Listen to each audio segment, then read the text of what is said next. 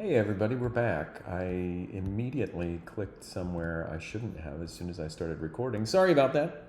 Okay, welcome to lesson 2.0 of our STEMNetX 2024 Data Science Coding Bootcamp, whatever we're calling this thing.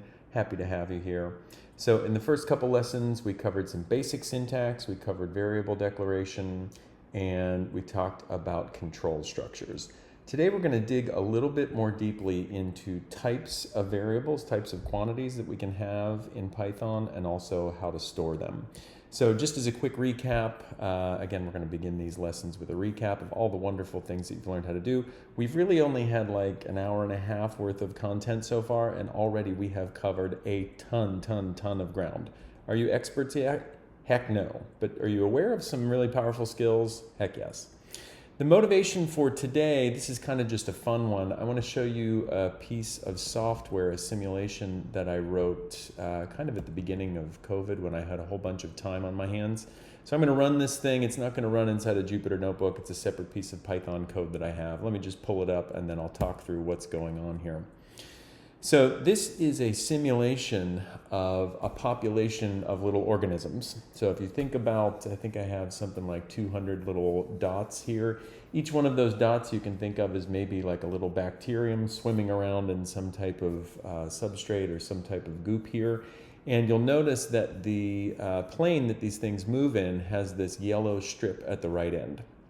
So the idea is this is what we call a genetic algorithm, because these organisms will move around somewhat randomly at first, and then any that get into the yellow strip before the end of a generation will reproduce and populate the next generation. So you can see we're on generation 3 right here.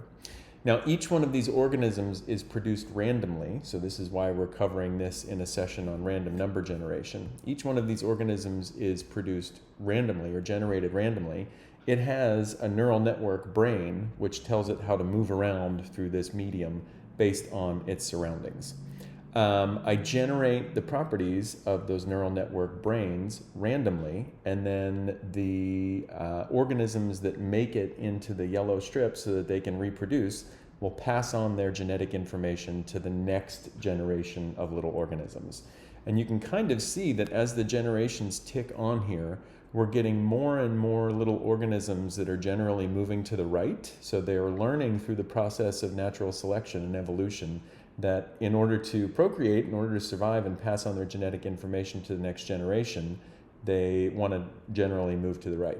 Some of them are getting smart enough to move around these little black block barriers. The other thing that is interesting about this simulation, so again, this is a simulation of a biological system, a really dumb model of a biological system. You can see that we began with a great diversity of species, or a great diversity of neural network brains in this simulation.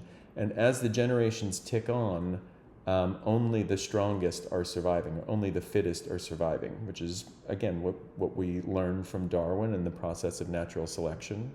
So this is kind of cool. Now, do we expect this to be Nobel Prize winning science? No. Do we expect to discover a new planet somewhere outside of our solar system where all of the organisms are little dots that exist in Python code? No, we don't, but we can use this model of an evolutionary system to ask some basic questions about how the evolutionary process works. In the terminal over here, I'm displaying the survival rate of these organisms as a function of the generation. So in the first generation, only 9.2%, I can make this a little bit bigger. In the first generation, only 9.2% of our organisms survived.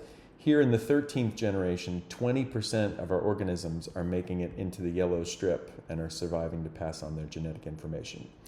So why is this our intro or motivation for today? I mentioned that these organisms are generated randomly.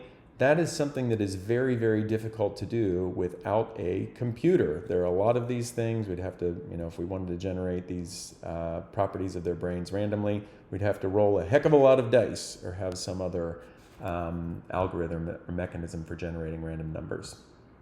All right, I'm going to kill this simulation.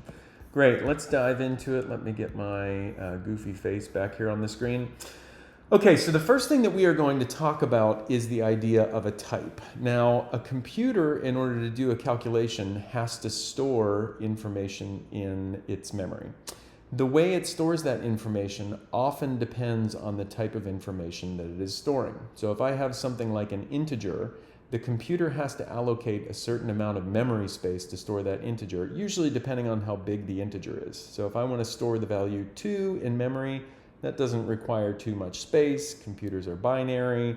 2 we could express with 2 bits, so it would be equivalent to 1, 0 in binary. If that makes sense to you, that's great. If not, don't worry about it.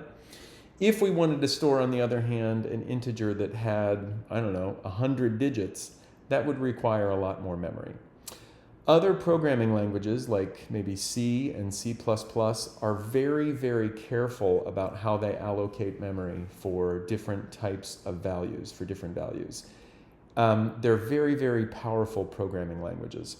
Python is much less careful. Python itself is a little bit less careful about how it stores information in memory. And it allows us to be a lot less careful about how we do that. It actually allows us to be quite sloppy.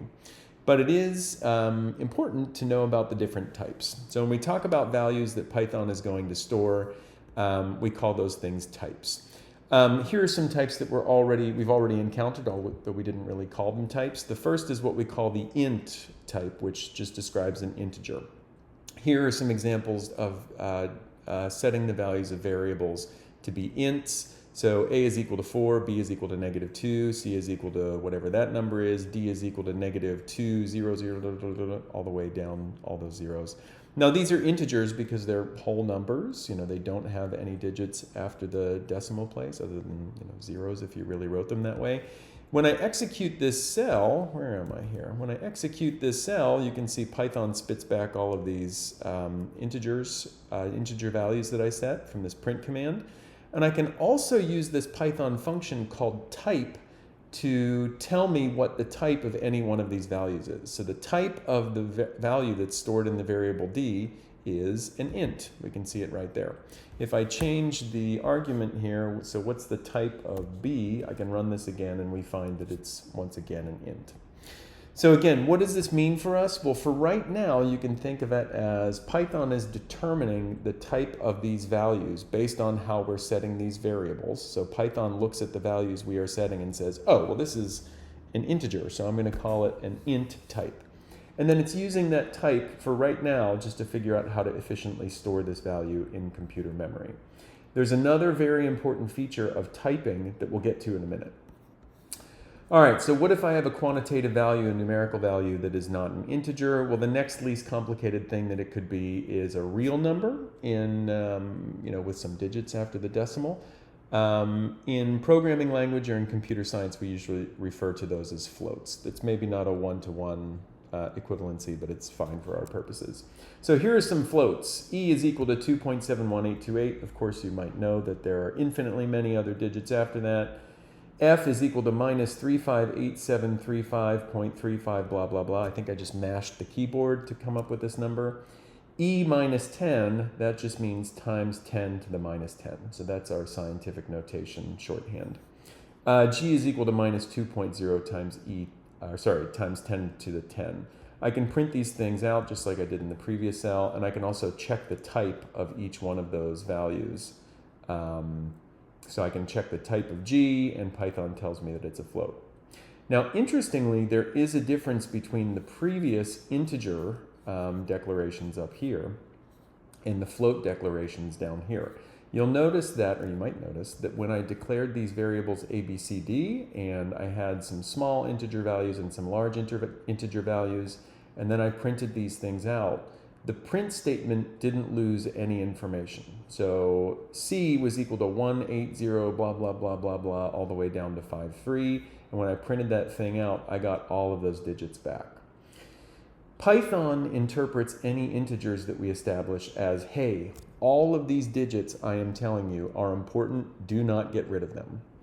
However, when we look at a float, there's some rounding going on. So for this value, f is equal to 1, 2, 3, we have all these digits here.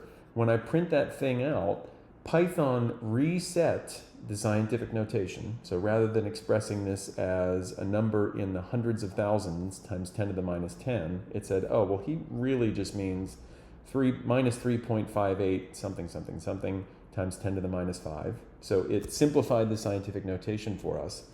In doing so, it also chopped off a whole bunch of digits that it decided were not significant. So when we talk about a float, there's a built-in precision that Python assumes that we are interested in. And you can see similar things. We'll see other things as we move on in this code. So floats, again, just think of them maybe as real numbers and know that there's some maybe rounding that's going on behind the scenes. A Boolean is an interesting quantity because it simply refers to a value either being true or false. So you might know that the computers that we do our work on a daily basis are binary machines. They do all of their computations based on representing values in terms of zeros and ones in binary. A Boolean is kind of an implementation of that. So whereas there are infinitely many integer values, there are infinitely many integers values that a type integer could have, there are only two values that a Boolean could have, and they are true or false. So when we execute this cell, h is going to be equal to the output of 2 greater than 1. Well, 2 is greater than 1. So 2 greater than 1 is true, and that sets the value of h to be true. Conversely, I is going to be equal to 2 less than 1. Is 2 less than 1? No, it's not. So 2 less than 1 is false. I would be false. Here's another one. J is equal to 1 is equal to 1.00001. Well, these two values are not equal. Remember, double equals sign compares these two values and checks whether they're equal. This stuff in parens is false, so J takes the value false. And again, I can check the type of these things using the type function. Booleans are quite useful in doing things. So you notice that we have some comparisons here, and we saw those in control statements or control structures, specifically conditionals like if, else, if, and else. So Booleans factor heavily in the use of control structures. All right, the last type that we'll talk about today, at least, is a string, and we will dive way, way deeper into strings in a future lesson. A string is simply just a string of alphanumeric characters and also including punctuation. So you can think of a string as just readable text. Here are some examples of strings: Mikey likes and bikes. I can print all three of these things out, and I can also check the type of those things. str, whoops, this should be str up here, but str is the Pythonic shorthand for a string type. There are several, possibly many other data types built into Python. We're going to ignore them for right now and investigate them on an as-needed basis. But I just want to say a couple words about why we have these things types. So I already mentioned that typing variables or typing quantities in a programming language allows the computer to store that information efficiently. This really comes from the bad old days when computers had very little memory and very little disk storage, and it was very expensive to store large numbers or a lot of numbers on the computer. So you had to be super, super careful about how you were doing it, make sure that you were doing it efficiently. Kind of more old school programming language like C, which is still a very powerful, very prevalent programming language, gave the user a lot of control and actually forced the user to exert a lot of control over how quantities were typed. The second point of typing, and this is the one that's more, or I should say that nowadays our computers have effectively infinite memory, so we can be a lot sloppier about how we're using that memory. So Python allows us to do this typing kind of on the fly. We don't have to be as careful. The other big use of typing is that it allows the computer to determine what types of operations are possible for different variables. So here's an example. A and E are variables that I declared previously. So A was an integer type and E was a float type. B was an integer type and F was a float type. K was probably a string and N was a string type. H and J, I forget what those things were. Let's just evaluate this cell. So when I add, maybe I should do this. I'll put A and E in here. So we'll print out A, we'll print out E, and then we'll print out the sum of A and E. We'll modify this cell. So we're printing out B, we're printing out F, and then we'll print out the quotient B divided by F.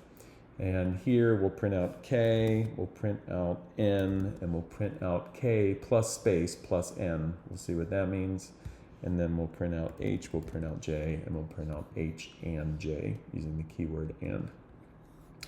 Okay, so check this out. If I add the integer 4 to the float 2.71828, Python knows that the output or the outcome of that process should be a float. So you're adding a number that has no digits after the decimal point to a number that has some digits after the decimal point. Python just assumes that what you want as an output is a float. So it's going to keep those decimal digits. If I divide an integer by a float, Python, again, assumes that the result that I want should be a float. It's assuming that, hey, Mike probably cares about the fractional outcome of this division operation. He probably doesn't want us to just chop off all of the numbers after the decimal point. That would be mathematically incorrect. And Python kind of does the most careful thing here.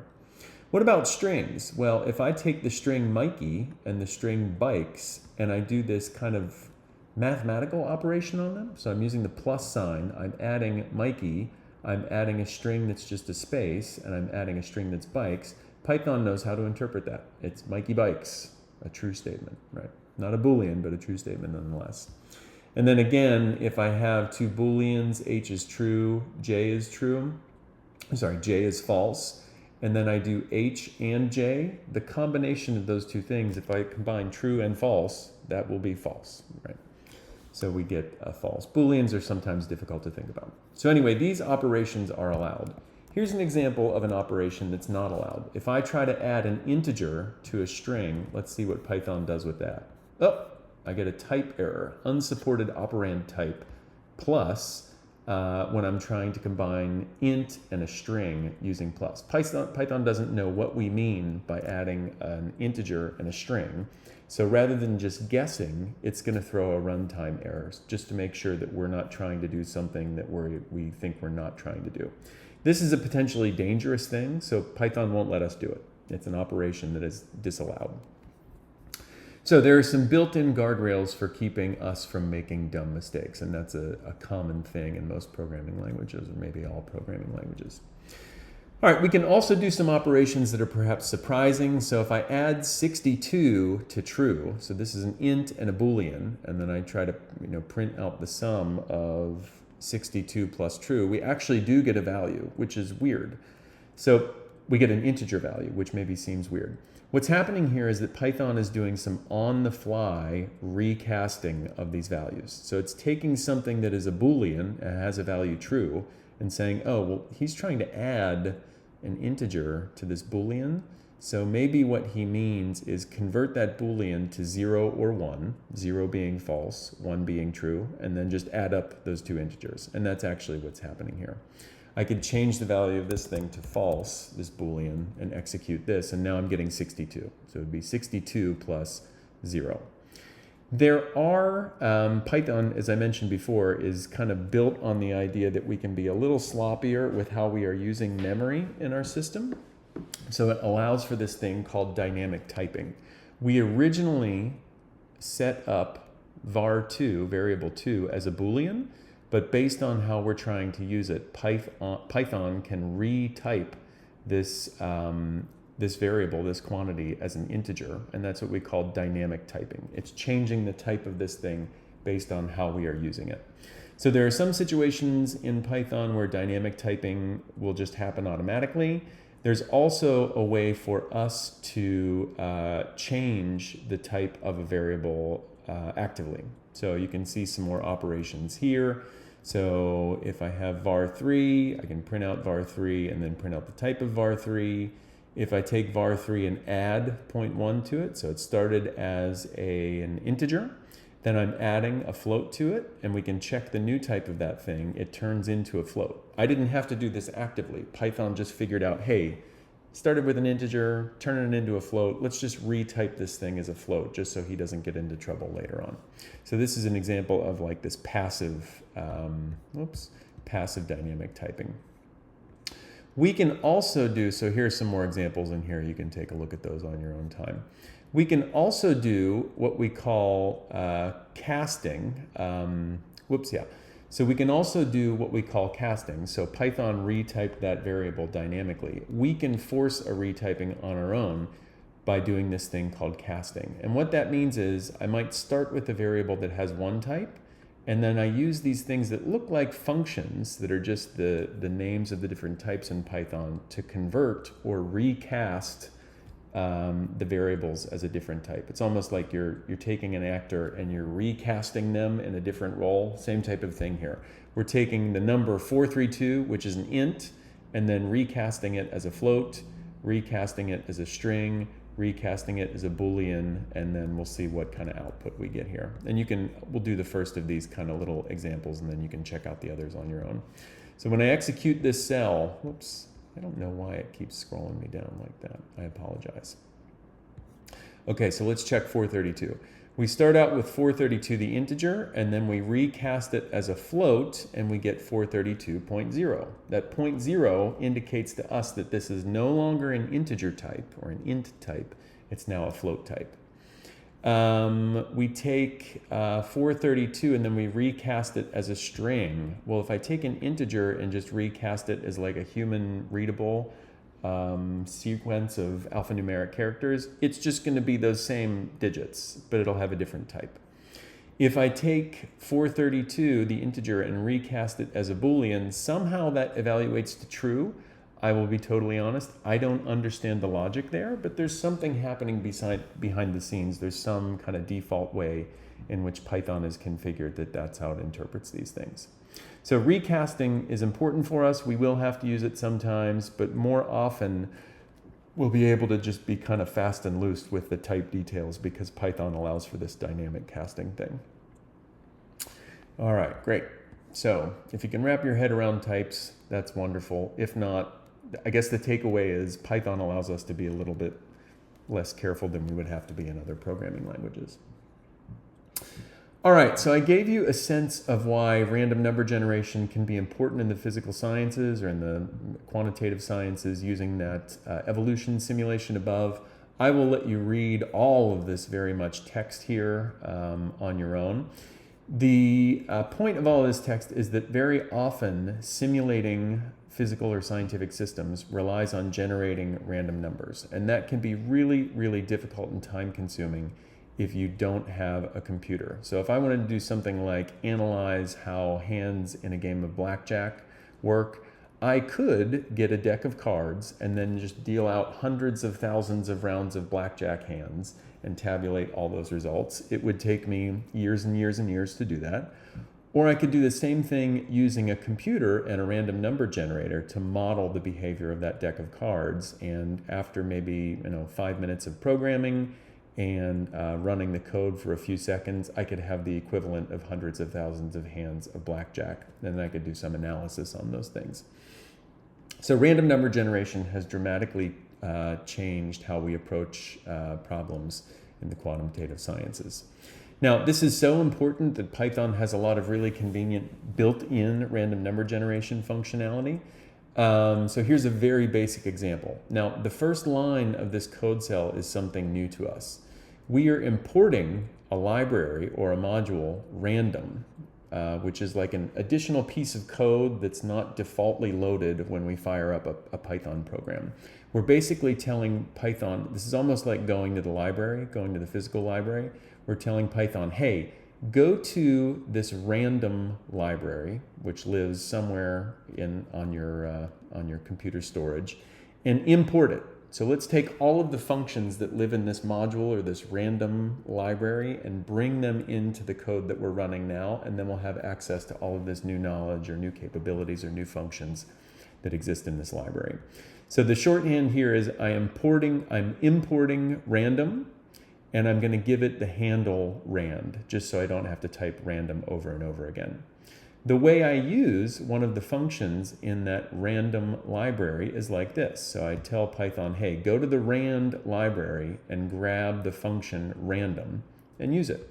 So this is rand.random. This is using, I know it's confusing because they're both kind of called random here. This is using the random number generator that's a part of the random library. And we're going to generate a random number and store that value in the variable a, and then we'll print out a.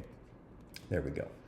Now, I could rerun a lot of this code a couple more times. Let me see if I can get a new code cell here. Yeah, let's do this. I'll just copy this guy and put it right below there. All right, I've imported the random library already, so I don't need to do that again. Let me just get rid of that full line of code there. And then I can rerun this cell, and you see every time that I rerun it, I'm generating a new random value.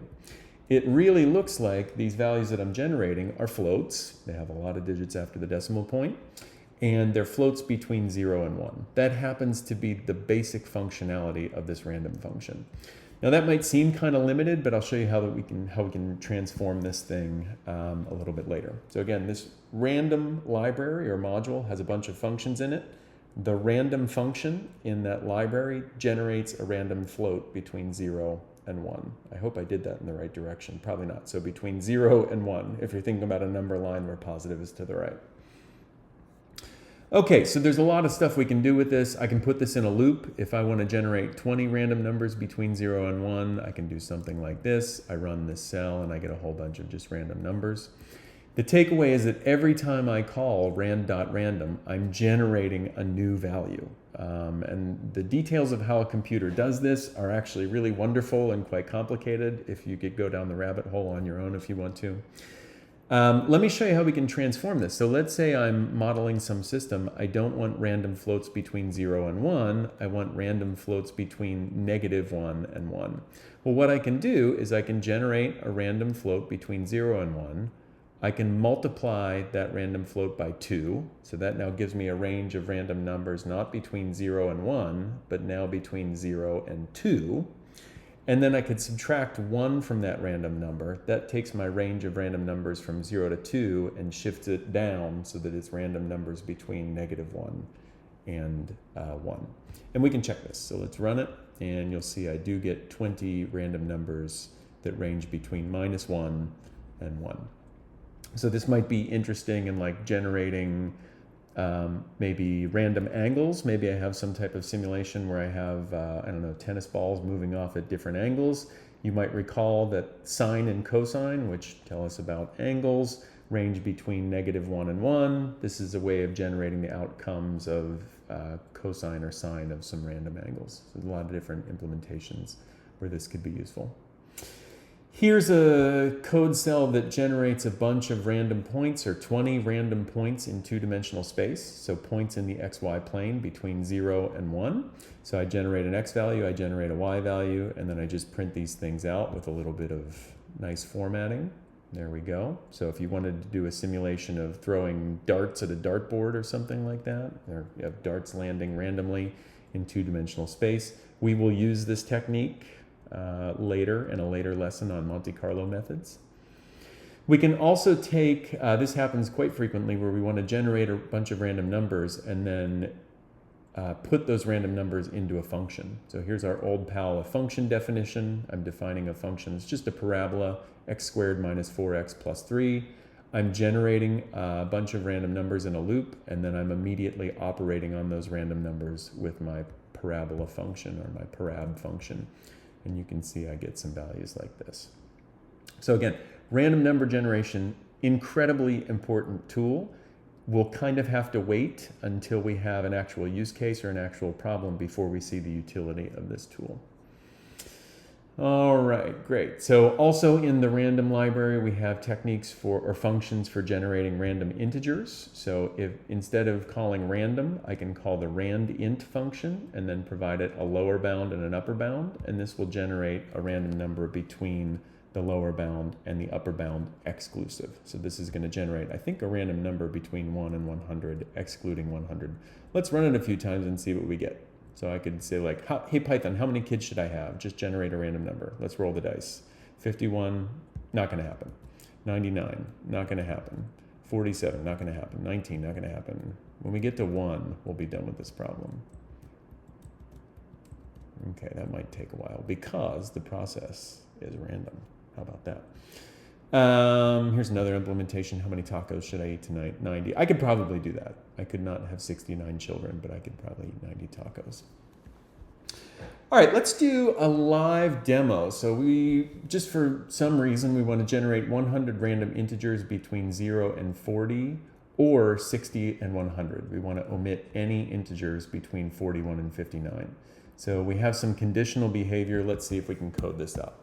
Now, if I'm going to generate 100 of these random numbers, but I'm throwing some of them away, I really don't know ahead of time how many random numbers I'm going to have to generate before I have 100 in the good ranges. So to me, this sounds like an indefinite loop. So let's do this. So let's set up a variable, n acceptable. I'll set this equal to 0. And then I'm going to run a loop while n acceptable is less than 100. So the idea is I'm going to start generating random numbers. If the random number I generate is acceptable, it's either between 0 and 40 or between 60 and 100. I'll keep it. If not, I'll generate a new random number. All right, so let's do this. rnum for random number. I'm just going to do rand.randint. And we'll do that between 1 and 100, just like we did before. And then we'll say if rnum is less than 40 or rnum is greater than 60. So those are the two acceptable ranges. I'm generating a number between, oops, I guess I want this to be 0, huh? I'm generating a number that can be at the least 0 and at the most 100. So I really just have to check if this number is also less than 40 or it's greater than 60. That'll give me those two ranges. I will increment n acceptable equals n acceptable plus 1. And I'll also print out that random number, rnum, like that. If the number is not, whoops, I guess I need an underscore here. If the number I generate is not less than 40, and it's not greater than 60, then I'm not going to do anything. I'm not going to increment n acceptable, and I'm not going to print out the random number. I'll just go back and start this loop over again and generate a new number. So let's see if this works. I'm going to get rid of this blank space here. All right, 88 is definitely in the good range. 83, definitely in the good range. So let's see if we have any numbers in the 40s or in the 50s here, because those would be bad numbers that we want to throw away. Yeah, great. So it looks like this worked. Now, I should tell you, I have coded this problem up, I don't know, 1 trillion times before, because I've taught a class like this many, many times, maybe not 1 trillion times. So the structure of this thing kind of comes naturally to me, because this is a problem that I've thought about many times. But the process of putting together even a little 1, 2, 3, 4, 5, 6-line snippet of code that solves this problem is not straightforward. You would want to chunk it up. You'd want to do some trial and error. It's not something, especially not even in the third lesson of a Python workshop, not something that you should be able to hammer out as quickly as I did here. That's not a flex. That's just to remind you that we're learning. Okay. All right. We can now talk about lists, which are a type of container, a thing called a container. So we've talked about different variable types. We now can talk about how we could package many different value types together. So there's a nice analogy here with like different containers that you would put different types of food in. I will leave that to read on your own. I think every time I say this analogy out loud, I think, I don't know if this analogy really works. If it works for you, great. If not, also great. The first container that we're going to talk about is a list. So a Python list is a list of different values. Here's an example of the easiest way or the most straightforward way to initialize a list. I have a variable called primes_lt20. That's shorthand for the list of primes less than 20. And there are 1, 2, 3, 4, 5, 6, 7, 8 prime numbers that are less than 20. I am storing those things in an ordered list. The way we initialize a list in Python is to list the values separated by commas and then put those values inside of square brackets. I can't quite make my fingers totally square brackets. That's not too bad there. So the nice thing about, there are many nice things about lists in Python. All of these quantities, all of these 8 quantities are now stored in a single container in memory. How would I access these things? I guess I have to run this first. Okay, so I've set the value of primes LT20 to be equal to that list. I can now access the individual elements in this list by grabbing them according to their index. So if I go to the primes LT20 variable and grab the fourth element in that list, what do you think I should get? Let's run this. I get 11. Now that might seem surprising to you because we have 1, 2, 3, fourth element is actually 7.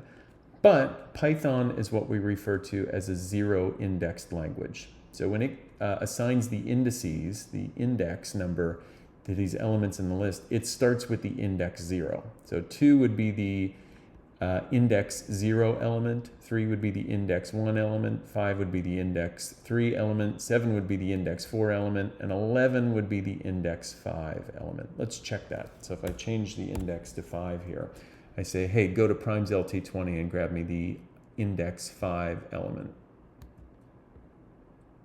Whoops, what did I do here? What was I trying to do? Yeah, I think I confused us. Let's grab the index 3 element, and that should be 7.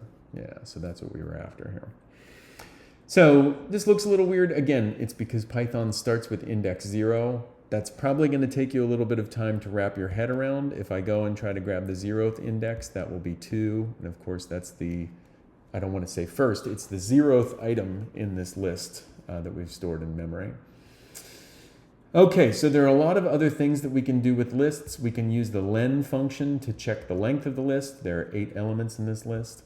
We can use what's called slicing to give back a subset of that list. So this syntax says, go to primes LT20 and grab me all of the elements between the 0th index up to, but not including the third indexed item in the list.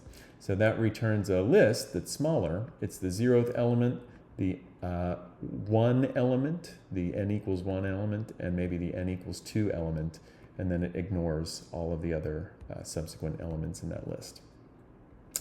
I can use negative indices. This means like go to the last element in the list. The -1 element kind of means like go to the back of the list or the end of the list and start iterating through it in that direction. If I try to grab the -3 element, that means go to the -1 and then keep going back 2 more spaces from the right. So this is 13. You can compare to the original list above. We can also modify this list. So I could, if I wanted to, add new values to the end of this list. So if I print out the list and then I use the append function to append a new element to the end of the list and then print out the list again. So here's the list that we started with. I append 23, which is the next prime number, to the end of the list, and here's my new list. I can insert a new value somewhere in the list. So this function means go to the third element, or insert the value 301 as a new third element to the list. So here's my list before that insertion. I insert 301 as the third element in the list, and I get this new list with 301 inserted. I can pop an element out of the list. So the pop function basically just goes to whatever element I specify in the list and pops that element out of the list. So we previously added 301 in the third index spot. I can now pop 301 out of the list. So here's the list as it was before this pop function. I pop the third element out and I arrive back at the list that I had before. So I've popped out 301. If I call pop without any index argument, guess what it does? It just pops off the last element of the list. So it assumes that we mean, hey, pop off the last thing that that's on this list. I can also remove specific values from the list. So the remove function doesn't remove the element at the 11th index. It actually removes the first instance of 11 in this list. So here's my list before I call remove. I call remove, and it's removed the first instance of the quantity 11 in the list. All of these functions above have their place, and we'll be using them later on. So they're just ways that we can manipulate lists. So there are a ton of built-in functions for dealing with lists.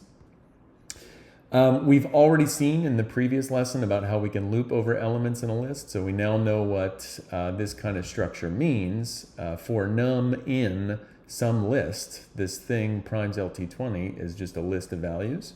And this for loop structure is going to set the value of num to be each one of the values in that list successively. When I run this thing, it's just going to print out the number and whether the number is equal to 13. So 2, it's not equal to 13, false. 3, not equal to 13, false. Da-da-da-da-da, all the way up to 13, which is equal to 13, so true, and then 17 and 19. Okay, we already talked about len, so that's a duplicate. I apologize. We can ask Python to check whether a value is in a list. So this 13 in primes is going to give us a Boolean, depending on whether the value 13 is in that list variable. Turns out 13 is in our list. If I do like 12, which is not a prime number, is 12 in primes LT20? False. 12 in primes LT20? False. It's not there. We can also use this index function, which will tell us the index of the first occurrence of some specific value. So this line of code is going to go to the list, look for the value 13 somewhere in the list, and then tell us the first occurrence of the value 13. It looks like it's in the n equals 4 index. All right, cool. So here's a structure that I use all the time. Let's say I want to generate a big list of random values, and we'll come back to this so many times. The way I would do this is to start with an empty list and then have a for loop that's going to generate a bunch of random numbers and then just append those onto my list. So let's do, for right now, let's just say I'm going to generate 100. Let's just do 10. I'm going to generate 10 random numbers and append each of those random numbers to the list. So the first time through this loop, I have 0 elements in my list. I'm going to generate a random number and I'm going to append that to the list. Then I'll have 1 number in the list. Second time through the loop, I'm going to append a second number. This goes on. All right, so I generate this list. I print out, we have some length, what's the length of this list, elements in our list.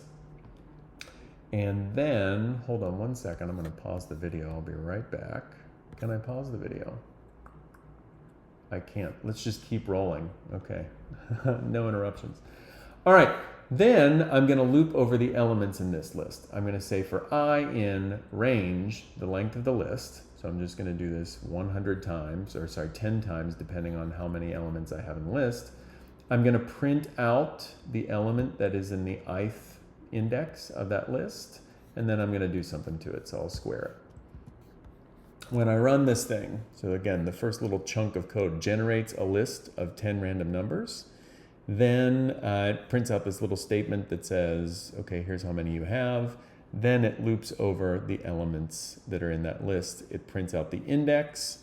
It prints out the value that's at that index in the list. And then it prints out the square of that value at that index in the list. Now, this looks maybe kind of goofy because, like, why would you do this? It turns out to be very important for simulating many different types of systems. And also, this code is incredibly flexible because now, let's say I want not 10 random numbers, but I want 100 random numbers. Boom, I can just change this on the fly. What if I don't want 10 random numbers? I want a random number of random numbers. So I would change this to rand.randint 1, 100. That's going to generate a random integer, which is then going to dictate how many random floats I will generate. So we can run this. This time, Python generated 42 random numbers, and here they are. Here are the indices, the numbers, and their squares. So very, very flexible coding structure here. Okay, here's some other cool operations we can do with lists. So if I have 2 lists, I can do like a simple plus operation on them. Python knows how to interpret that. It will take these 2 lists and just kind of jam them together. This is what we call a concatenation. It concatenates these 2 lists. It takes 2 lists and concatenates them into a single list. Python also has a built-in sort function. So I can take this long list and sort it. When I do that, so sorry, this is the A list. It just sorts it in ascending order, which is, a useful thing to do in many different cases.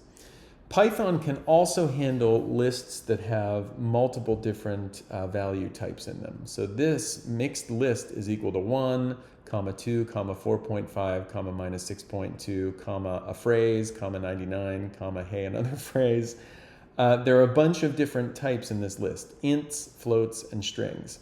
Many other programming languages would not allow you to do this. They would say that, hey, you don't want to have a list of values that have different types. Something could go wrong there in the future. But Python actually doesn't have a problem with this. It will inhibit the types of things that we could do with this list. Like if I tried to do like mixed list dot sort, I don't even know if this will work. Like, how do I sort a bunch of values? How do I like put integers and strings in order? Yep, there you go. So we get a runtime error here when we call sort. So this arrow tells us that the problem is happening in this line. And the error says that there's a type error. The less than operator is not supported for strings and integers. There's no way, when Python tries to sort this list, it has no way of knowing like which is greater, a phrase or 1. That doesn't make sense to kind of figure out the greater of those two values. Okay, dictionaries are another type of container. I'll just talk about this really quickly and then you can read it on your own. We will come back to dictionaries in the future. You can think of a dictionary as being like a list. However, rather than indices, the dictionary has keys, and the keys can be strings. So here's an example. Let's say I have a group of students and I want to store some information about those students. So basically just what their class year is. I would want to associate with each one of those students what year they are in college. So Abdul is in his second year of college, Amy is in her second year, Alex is in his fourth year of college, and so on and so forth. This is information that doesn't really have an order. There's not really a natural order for these students. It's just an integer quantity that's associated with each one of the students. So this information is probably most naturally stored in one of these dictionaries. The syntax for initializing a dictionary is a little bit different. So we use curly braces or mustache brackets, whatever you want to call these. We have the keys. So the keys are the strings that are kind of they fill the function of the index in a list. And then we have the values associated with those functions. Now notice there isn't an equal sign here. There's a colon. So we're not setting the value of Abdul to be 2. We are associating a value of 2 with Abdul. We're not setting the value of Gia to be equal to 2. We are associating the value of 2 with the key Gia. There are a whole bunch of ways to use dictionaries quite conveniently. I'll let you read this on your own. You can iterate over these things in kind of nice, convenient ways. All right, super. Let's move on to a live demo. So let's do this. Which one of these do we want to do? So let's do the first one because it's a little bit more straightforward. You can read the second one here, and maybe you can try it on your own, or maybe it'll be one of the final projects in this workshop. So it'll give you a sense of the types of things that we can do with random number generation and lists. All right, live demo number 1. Write a program that generates a list of 100 random integers between 0 and 10 to the 6th. That's 1,000,000, and we want 1,000,000 to be included here, and then finds the largest number in the list. Your program should not use any built-in functions or methods like max. So max is actually a function associated with lists in Python. It will just return the largest value in the list. We don't want to do this. We want to code this kind of from scratch. All right, so how do we chunk up this problem? I think the first thing to do is to generate the lists, and then we'll talk about how to actually parse through this list and find the largest value. So let's just do this. So I'm going to set up a variable called randList, initialize it empty like that, and then I'll do for I in range 100, because I want to generate 100 random integers, and then put them in the list. So I'll say rnum is equal to rand.randint, and I want to generate values between 0 and 1,000,000, and I want to include the possibility of generating the number 1,000,000. So the way I would, the input values that I would give the randint function would be 0, the lower bound, and then 1,000,000 and 1, because I want 1,000,000 to be one of the possible values I can generate. All right, then for each one of these values, what I'm going to do is randlist.append r num. Now, I could code this up in fewer lines, but this is fine here. I'm generating a random number, and then I append that random number to the file. And then we'll just check. Let's do print out. I don't want to print the whole list of 100 values. I'll just print out the length of rand list, just as kind of a sanity check. So I run this thing. It happens, you know, in a fraction of a second, way too fast for us to even see. And we get a list that has 100 elements in it. Maybe just for the heck of it, I could print out the first 5 elements in this list. I don't want to see the whole thing. So let's just take a slice of this list and we'll look at the index 0 through index 5, not inclusive, excluding the 5th index elements of the list. So I do that. Yeah, it looks like I get some random integers between 0 and 1 million. Great. Okay, so what's the next step? So let's see, I wrote a program that generates a list of 100 random integers between 0 and 1 million. Done, success. Then I want to find the largest number in the list. Okay, so again, there is a built-in function. There are probably several built-in functions that would do that for us. I don't want to use a built-in function. I want to code this up by hand, just to make it nice and crystal clear what's going on. So let's do this. So I'm going to make a new variable and just call it largest number, and I'll set it equal to 0 to begin with. Then what I'm going to do is I'm going to loop over the elements in the list. So let me loop for num in rand list. So again, this is a for loop that's just going to successively set the value of num to be equal to each element in our list. And then what do I want to check? I'll say if num is greater than largest num, I'm just going to reset the value of largest num is equal to num. Okay, so what's happening here? I'm going to loop over every element in my list. I'm going to set the value of num to be equal to whatever element I'm talking about in the list, or whatever element I'm currently on in the list. I'm going to check whether num is larger than the previous largest number I found. If not, I'm going to go on. I'm going to repeat the loop and go for the next value in the list. If this is true, if num is larger than the largest num I've previously found, I'm just going to update what I'm calling the largest number I previously found. I'm going to set the value of largest num to be equal to num. And then after this loop is over, I'm going to print out my largest num. How's that look? So this is a two-step process. First, I have to generate all of these random numbers. Then I have to check all of these random numbers to see which is the largest. And this is, again, both of these are definite loops. I know how many times I have to do this. I know I have to generate 100 random numbers, and then I have to check 100 random numbers to see that they're, which is the largest, and then I'll print it out. So there we go. The largest number in this list generation is 984,792. If I run this code cell again, I'm going to generate a new list of 100 numbers, and I'm going to find the largest in that list. So we'll just run this a few different times. 995,631, 996,932, 984,689. Great. So this is kind of making sense here. All right, so there you have it. If you have questions, I'll see you on Slack or shoot me an email. If you like this video, what am I supposed to say? If you like this video, give a thumbs up. Don't forget to subscribe. If there are ways of improving this content, shoot me a message or get involved on GitHub. I look forward to seeing you, or at least producing the next video, and then talking with you about it online. Thanks very much. See you soon.